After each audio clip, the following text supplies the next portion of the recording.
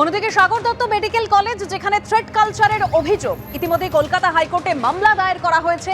College কর্তৃপক্ষের কাছ থেকে রিপোর্ট তলব বিচারপতি জয় সেনগুপ্তর। আগামী 19শে নভেম্বরের মধ্যে রিপোর্ট তলব করা হয়েছে। অভিযোগ জানিয়েও কোনো সুরাহা মিলছে না। কলেজের অ্যান্টি র্যাগিং কমিটির কাছে জানিয়েও কোনো লাভ হয়নি বলে দাবি করেছেন অভিযোগকারী। 14 জনের বিরুদ্ধে ইতিমধ্যেই অভিযোগ করেছেন মামলাকারী। সাগর দত্ত মেডিকেল কলেজে থ্রেট কালচারের অভিযোগ, কলকাতা হাইকোর্টে মামলা দায়ের হয়েছে এবং কলেজ কর্তৃপক্ষের কাছ থেকে রিপোর্ট তলব করেছেন বিচারপতি জয় সেনগুপ্ত। আগামী 19শে নভেম্বরের মধ্যে রিপোর্ট তলব করা হয়েছে।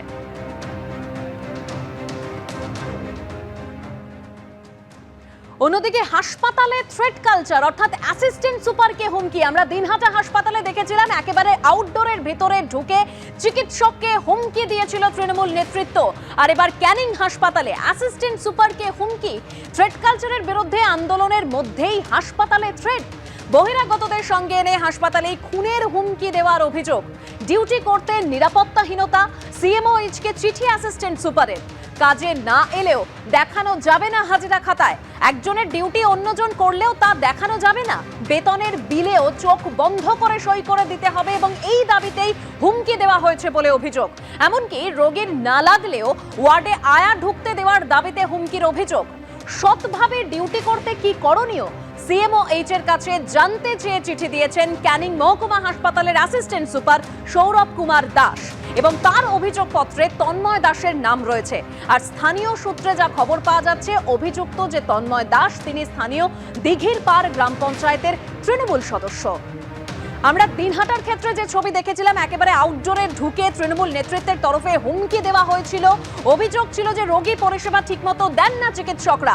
2 চিকিৎসককে হুমকি দিয়েছিল তৃণমূল নেতৃত্ব এবং যে তৃণমূল নেতৃত্বকে সমর্থন করেছিল উত্তরবঙ্গ উন্নয়ন মন্ত্রী উদয়ন গুহ। তিনি বলেছিলেন তৃণমূল নেতৃত্ব যা কাজ করেছে তা বিন্দুমাত্র অপরাধ করেননি। আর এবার ক্যানিংয়েও যে ঘটনা আমরা দেখতে পেলাম, অ্যাসিস্ট্যান্ট সুপারকে একেবারে খুনের হুমকি দেওয়ার অভিযোগ। হাসপাতালে সৌরভ দাস অ্যাসিস্ট্যান্ট সুপার, তিনি সিএমওএইচকে ইতিমধ্যেই চিঠি লিখেছেন, নিরাপত্তাহীনতায় ভুগছেন তিনি।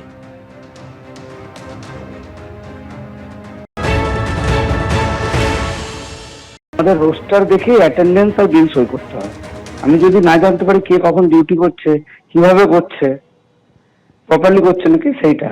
দ্বিতীয়ত আমি এটা জানতে পারলাম যে স্ক্যাভেন্ডারের রোস্টার যেটা পার্সিয়াল ভাবে আমরা করে থাকি অ্যাসিস্ট্যান্ট সুপাররা, সেটাতেও অনেক রকম এডিটিং হচ্ছে, প্লাস যে যার শিফটে ডিউটি করছে না, আগে চলে যাচ্ছে। প্রায় 1.5 মাস হলো আয়া বন্ধ হয়ে গেছিল।